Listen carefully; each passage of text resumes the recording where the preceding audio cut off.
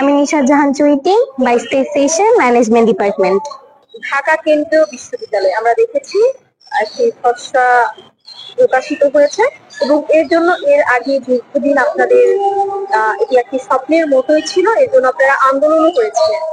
সেই প্রেক্ষিতে আপনাদের কি মনে হচ্ছে যে আপনারা সেই স্বপ্নের দ্বার প্রান্তে পৌঁছাতে পেরেছেন, নাকি আপনাদের মনে হচ্ছে যে কোথাও এখনো বাধা রয়েছে? না, এর মধ্যে আপনি অবগত আছেন যে গত একটা বছর ধরে আমরা 1.5 লক্ষ শিক্ষার্থী না পাচ্ছে মনের শান্তি, না পাচ্ছে হচ্ছে যে শরীরের শান্তি। কারণ কেন কেন আপনি দেখেন আমরা পলিটিক্যাল বুঝতে পারতেছি না, এই যে এত আন্দোলন সংগ্রাম এত কিছু করে, হ্যাঁ, যেখানে লাস্ট এই মুহূর্তে এসে আমাদের যেখানে হচ্ছে যে আইন মন্ত্রণালয়ের খরচা হচ্ছে যে আপনার ঘোষণা করা হয়েছে, এই টাইমে এসে যখন আমরা দেখতেছি যে আমাদের শিক্ষা সিন্ডিকেট আর শিক্ষা ক্যাডার নামক যে যে হচ্ছে যে কালো হাতগুলো আমাদের এই স্বপ্নটারে ভেঙে গুড়ে একদম চুরমার করে দেওয়ার যে পায়তারা তারা করতেছে, এটা তো আসলে কোনোভাবে মেনে নেওয়া যায় না। কারণ 1.5 লক্ষ শিক্ষার্থীর জীবন এখানে জড়িত, শিক্ষা জীবন এখানে জড়িত। আপনি কেন শিক্ষা ক্যাডারদের কালো হাত আপনি বলেছেন? শিক্ষা ক্যাডারদের কালো হাত কেন আমি আপনাকে একটু বলি। যেমন ওনারা যদি আমাদের থেকে প্রথম থেকে যদি আমাদের সাথে ওনার সময়টা না আসতো, আমরা মেনে নিতাম যে আমাদের শিক্ষকরা আমাদের জিনিসটা চাচ্ছে না, আমাদের পক্ষে ছিলেন না। কিন্তু একটা বছর ধরে আমরা দেখেছি শিক্ষকরা আমাদের সাথেই ছিলেন, সবকিছু খুবই সুষ্ঠুভাবে খুবই সুশৃঙ্খল ভাবে হচ্ছিল। একদম লাস্ট মোমেন্টে যেখানে হচ্ছে আমাদের অধ্যাদেশটা জারি হবে, এমন টাইমে এসে শিক্ষকদের এমন মানে অনৈতিক আচরণ আমরা কখনোই মেনে নিতে পারতেছি না।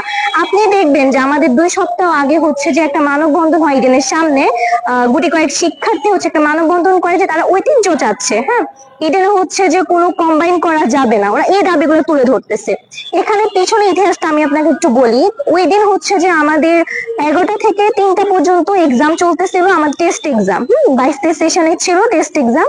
ওই এক্সাম চলাকালীন 1.5 ঘন্টা পার হওয়ার পর মিস আমাদেরকে বলে তোমরা লিখে স্টপ করে গিয়ে তোমরা হচ্ছে যে মেইন গেটে যাও, তোমরা মানববন্ধন হচ্ছে ওইখানে যেয়ে তোমরা একটু দাঁড়াও। হ্যাঁ, এমন করে বলা হচ্ছিল।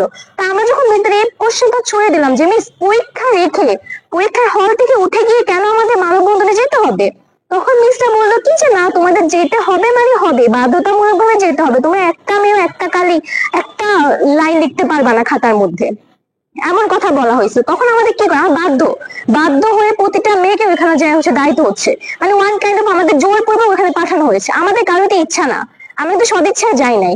ইভেন কি এমনও আছে যে জুনিয়র কয়েকটা মেয়ে হচ্ছে যে মেসেঞ্জার নক দিয়ে কান্নাকাটি করতেছে যে আপু আমাদের ডিপার্টমেন্ট থেকে এমন প্রেশার দিচ্ছে যে আমাদের হচ্ছে যে ইনকোর্সের নাম্বার কমাই দিবে, আমাদেরকে ভাই বসতে দেওয়া হবে না, আমাদেরকে হচ্ছে ইনকোর্স যদি নাম্বার কমাই দেয় ভাইরে বসতে না তাহলে আমার রেজাল্ট ফেল আসবে, এমন হুমকি ধুমকি দেওয়া হচ্ছে। তোমরা যদি সেন্টার ইউনিভার্সিটির পক্ষে গিয়ে কোনো হচ্ছে মানববন্ধন করো, কোনো প্রেস ব্রিফিং করো, তোমরা হচ্ছে যে আফটার অল ফাইনাল এক্সামে তোমরা পাস করে নেক্সট ইয়ারে যেতে পারবা না।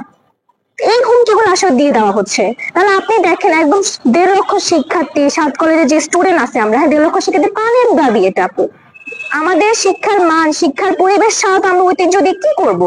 যেখানে আমরা নতুন ইতিহাস সৃষ্টি করতে পারতেছি সেখানে তো আমাদের ঐতিহ্য নিয়ে থাকার দরকার নেই।